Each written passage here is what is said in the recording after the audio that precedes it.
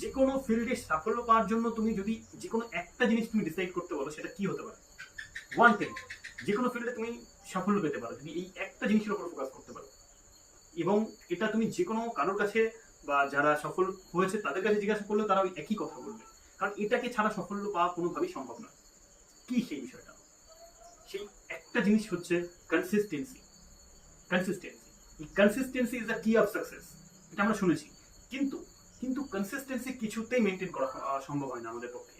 কখনো কখনো আমাদের এমন এমন এমন দিন যায় যে কিছুতেই পড়াশোনা করতে ইচ্ছা করে না, কিছুতেই মুড হয় না আজকে বই নিয়ে বসার। তুমি জোর করে বসলেও তোমার পড়তে পারো না তুমি কিছুতেই, ফলে ঘন্টার পর ঘন্টা নষ্ট হয়ে যায়, দিনটা নষ্ট হয়ে যায়। এমনটা প্রায় দেখা যায় যে আমরা কোনো কোনো দিন খুব মোটিভেট হয়ে পড়াশোনা করছি, টানা 2-3 দিন 12-13 ঘন্টা করে বই পড়ছি, কিন্তু তারপরে এক সপ্তাহ টানা গ্যাপ দিয়ে দিচ্ছি, কারণ তারপরে আর বই নিয়ে বসতে পারছি না, কিছুতেই মুড আসছে না। ঠিক আছে, তারপর আবার বই নিয়ে হয়তো 2 দিন পড়া হলো, কিন্তু আবার হয়তো 3 দিন পড়া হতো। এটা অনেকের সাথে ঘটছে। কেন ঘটে? এটাই হচ্ছে কনসিস্টেন্সি। এবং এই কনসিস্টেন্সিটা মেনটেন করা কিন্তু খুবই জটিল একটি বিষয়। দেখো, কনসিস্টেন্সি জটিল বিষয় বলি, এটাতে সাকসেস পাওয়া মানে এটা মেনটেন করা সবচেয়ে কঠিন। বিরাট কোহলি এটাকে এই জন্যই বলে যে সাফল্য পাওয়া সবচেয়ে কঠিন, কারণ মানুষ কনসিস্টেন্সি মেনটেন করতে পারে না। তাই তো? তো কনসিস্টেন্সি অ্যাকচুয়ালি কেন মেনটেন করতে পারি না? আমরা কেন কনসিস্টেন্সিটাকে বজায় রাখতে পারি না? ধারাবাহিকতাটাকে কেন বজায় রাখতে পারি না? তো আজকে ভিডিওতে আমি এটা নিয়ে আলোচনা করবো যে কনসিস্টেন্সিটা কি সত্যি বজায় রাখা সম্ভব বা ধরে রাখা সম্ভব। কনসিস্টেন্সির পিছনে অ্যাকচুয়াল সায়েন্স কি? সবারই কোনো না কোনো ভাবে কনসিস্টেন্সি ভেঙে যায়, হয়তো কারোর বেশি কারোর কম। কেউ হয়তো একদিন 2 দিন পড়াশোনা করার পর হয়তো একদিন একটু কম পড়লো কিন্তু পড়াশোনা করে, আবার কেউ হয়তো তাকে দেবে এক সপ্তাহটাকে লং টেনে নিয়ে যায়। তো আমাদেরকে বুঝতে হবে যে কনসিস্টেন্সি ব্রেক হবে, এটা হবে, কিন্তু সেটা যতটা কম করা যায়, কারণ এটাকে অ্যাভয়েড করা সম্ভব না। কনসিস্টেন্সি কোনো না কোনো কারণবশত সবারই ব্রেক হয়। ঠিক আছে, তো আজকে এই কনসিস্টেন্সির পিছনে আসল সায়েন্সটা আমরা জানবো। কনসিস্টেন্সি কেন ব্রেক হচ্ছে? দেখো, কনসিস্টেন্সি অ্যাকচুয়ালি নির্ভর করে আমাদের বিহেভিয়ারের উপরে। ঠিক আছে, আমাদের বিহেভিয়ার আজকে কেমন?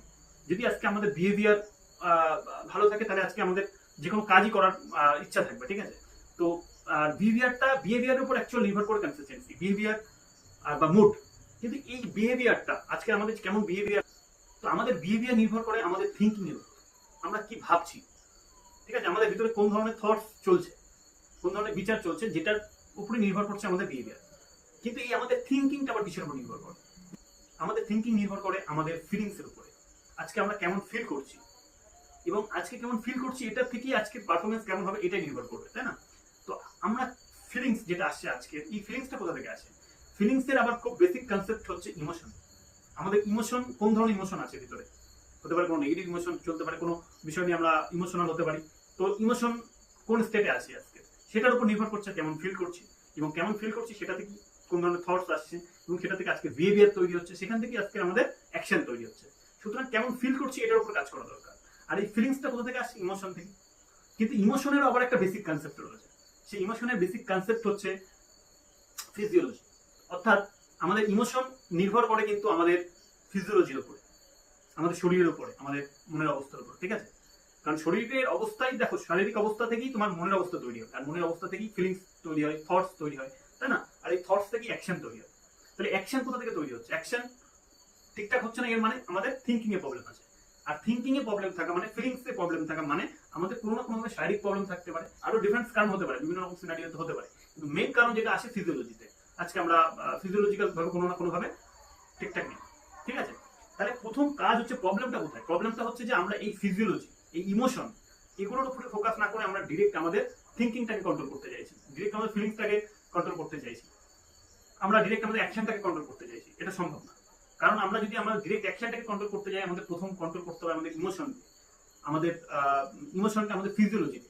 ঠিক আছে, তো দেখো, ইমোশন কন্ট্রোল করার বিষয় এটা, এটা বিষয়ে ডিটেলস আলোচনা করা যায়, কিন্তু মেন যে বিষয়টা সেটা হচ্ছে আমাদের ফিজিওলজিতে ফোকাস করতে হবে। ফিজিওলজি নিয়ে যদি আমরা অ্যাওয়ারনেস হই, আমাদের ইমোশন নিয়ে যদি আমরা অ্যাওয়ারনেস থাকি, তাহলে কিন্তু আমরা আমাদের অ্যাকশন কন্ট্রোল করতে পারবো।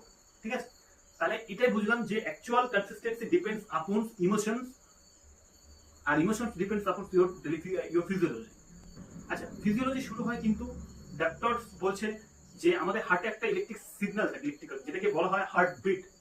এই হার্টবিট, এইচবিআর রেট থেকে কিন্তু আজকে বলে দেওয়া যাবে যে তুমি কতটা এনার্জেটিক থাকছো, তুমি কতটা কোন স্টেটে থাকছো, এনার্জেটিক থাকছো নাকি উইক থাকছো, আজকে তোমার মুড কেমন থাকছে, সম্পূর্ণটা নির্ভর করছে তোমার এই এইচবিআর এর উপরেই, হার্টবিট রেটের উপরেই নির্ভর করছে। ঠিক আছে, তো এটা কন্ট্রোল করা বা এটার নিয়ন্ত্রণ করা কিভাবে সম্ভব? একমাত্র মানে ডাক্তারদের যে সাইন্টিফিক্যাল মতে দেখো, আমাদের হার্টবিট বা আমাদের শরীরের রক্ত চলাচল বা হার্ট রেট যে সমস্ত কিছু নিয়ন্ত্রণ করা সারা শরীরে, এগুলো অ্যাকচুয়াল একটা এক্সারসাইজের মধ্যে সম্ভব, সেটা হচ্ছে ব্রিদিং প্র্যাকটিস। আমাদের এই যে শ্বাস প্রশ্বাসের নিয়ন্ত্রণ করার মধ্য দিয়ে আমরা এটাকে কন্ট্রোল করতে পারি। ঠিক আছে? তো ব্রিদিং প্র্যাকটিসটা আবার দুই তিন রকমের হয়ে থাকে। কখনো সেটা রিদমিক ব্রিদিং প্র্যাকটিস হয়, কখনো স্মুথ ব্রিদিং প্র্যাকটিস হয়। ঠিক আছে? যেমন রিদমিক ব্রিদিং বলতে একটা রিদিম অনুযায়ী হয়, যে আমরা 6 সেকেন্ড ধরে শ্বাস নিলাম, তারপরে আবার 6 সেকেন্ড ধরে নিঃশ্বাস নিলাম, শ্বাস প্রশ্বাস যেটা বলে। তো 6 সেকেন্ড ধরে শ্বাস নিলাম আর 6 সেকেন্ড ধরে আবার ছাড়লাম। ঠিক আছে? এইভাবে এটাকে রিদমিক ব্রিদিং বলা হচ্ছে। আর স্লো হচ্ছে অনেকে জাস্ট বিভিন্ন রকম প্রাণায়াম করে। ঠিক আছে? বা স্মুথলি যারা ব্রিদিং প্র্যাকটিস করে দীর্ঘক্ষণ ধরে ব্রিদিংটা ধরে রাখা, এইগুলোর মাধ্যমে এই শ্বাসের প্রতি ফোকাস করা বা ব্রিদিং এর প্রতি ফোকাস করা, এটা থেকে আমাদের কি হয়, এইচবিআর বা হার্ট রেট যেটা আছে সেটাতে অনেকটা কন্ট্রোল করা সম্ভব। এবং এই এইচবিআর রেট থেকেই আমাদের আজকে স্টেট, আজকে আমাদের ফেজ, এনার্জেটিক মুড বা উইকনেস ব্যাপারটা, এগুলো সব ডিসাইড হয়। ঠিক আছে? তো তোমার ফিজিওলজির প্রতি ফোকাস করলেই বা ডেইলি এক্সারসাইজ করার মধ্য দিয়ে বা এনার্জেটিক থাকার মধ্য দিয়ে তোমার কিন্তু মানসিক অবস্থা তৈরি হবে। তো এই জন্যই যারা এনার্জেটিক থাকতে চাও, যারা দৈনন্দিন কাজ করতে চাও, তাদের ফিজিওলজির প্রতি ফোকাস করা দরকার, দৈনন্দিন কিছু এক্সারসাইজ করা দরকার, যে ব্রিদিং প্র্যাকটিস করা দরকার। এবং এইগুলো থেকেই তোমার আজকের এনার্জি স্টেট তৈরি হবে। ঠিক আছে? এইচবিআর রেট কাজ করবে, সারা শরীরে অক্সিজেন পৌঁছে যাবে, তুমি অ্যাক্টিভ থাকবে।